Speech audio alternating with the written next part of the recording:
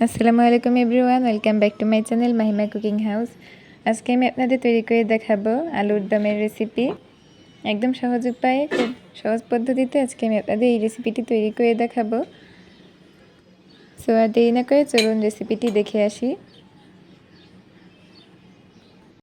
প্রথমে আমি একটি কড়াইয়ে তেল এবং পেঁয়াজ কুচি পরিমাণ মতো দিয়ে নিয়েছি। এখন আমি এতে 1 চামচ পরিমাণ লবণ দিয়ে নিলাম। একটু নেড়ে চেড়ে এখানে আমি আদা রসুন বাটা দিয়ে দিয়েছি। 1/2 টেবিল চামচ পরিমাণ হলুদের গুঁড়ো দিয়ে নিয়েছি এবং 1 টেবিল চামচ পরিমাণ লাল মরিচের গুঁড়া দিয়ে নিয়েছি। এখন এটাকে ভালোভাবে নেড়ে চেড়ে নিচ্ছি। এখানে আমি ফ্রিজ আপ করা কাঁচামরিচ ভেঙে দিয়ে দিচ্ছি। ফ্রিজ আপ করা রেসিপি যদি আপনারা ইনবক্সে কমেন্টে আমাকে লেখেন, তাহলে যদি আপনারা চান তাহলে কিন্তু আমি আপনাদেরকে এই রেসিপিটি দিব, এই সংরক্ষণ করা রেসিপিটি। এখানে গরম মশলার গুঁড়ো দিয়ে দিয়েছি 1 চামচ পরিমাণ। ভালোভাবে মশলাটা কষে নিয়ে আমি এখানে আলু চৌকো করে কেটে নিয়েছি। এই আলুগুলো আমি এখন দিয়ে দিচ্ছি এর ভিতরে। এবার ভালোভাবে মশলার সঙ্গে মিশিয়ে নিচ্ছি।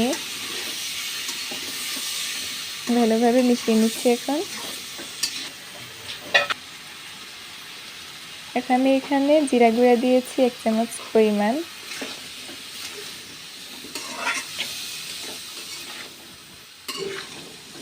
আলুর দমের এই রেসিপিটি আপনাদের হয়তো অনেক উপকারে লাগতে পারে।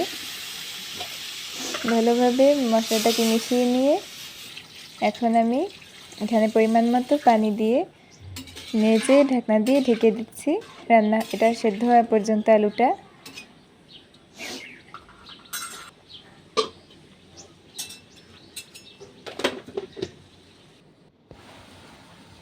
কিছুক্ষণ পর ঢাকনা উঠিয়ে নেড়ে দিয়েছি। এখন আমি এখানে লাস্ট পর্যায়ে একটু চিনি দিয়ে দিয়েছি 1 চামচ পরিমাণ।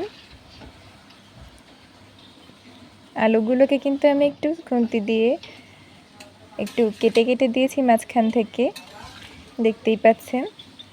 এবার ঢেকে ভালোভাবে হয়ে যাওয়া পর্যন্ত রেখে দিচ্ছি ঢাকনা দিয়ে। এই মাঝে আমার কিন্তু আলুর দমের রেসিপিটি একদমই হয়ে গেছে। সো দেখতেই পাচ্ছেন কালারটা কতটা সুন্দর হয়েছে, আর খেতেও কিন্তু অনেক মজার। সো রেসিপিটি ফলো করে যে কেমন লাগলো অবশ্যই জানাবেন আপনারা তৈরি করার পরে। আর আপনারা প্লিজ আমার চ্যানেলটি সাবস্ক্রাইব করে দেবেন আর লাইক করবেন, পাশে থাকা বেল আইকনটি বাজিয়ে দিবেন। সো আমি এখন এই আলুর দমটা লুচির সাথে পরিবেশন করে দেখাচ্ছি আপনাদেরকে। এই আলুর দম লুচি, রুটি, ভাত, পোলাও সব কিছুর সঙ্গেই খেতে কিন্তু অনেক মজা লাগে।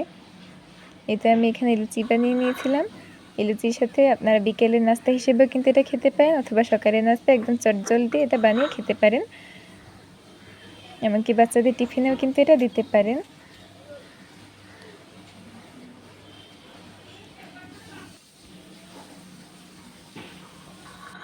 সো ভিউয়ার্সরা, আমার কিন্তু এখন বিদায় নেওয়ার টাইম হয়ে এসেছে। আজকের মতো আমি আপনাদের থেকে এখানেই বিদায় নিচ্ছি। আপনারা সবাই ভালো থাকবেন, সুস্থ থাকবেন এবং নিজেদের শরীরের যত্ন নেবেন। সবাইকে ধন্যবাদ। আল্লাহ হাফেজ।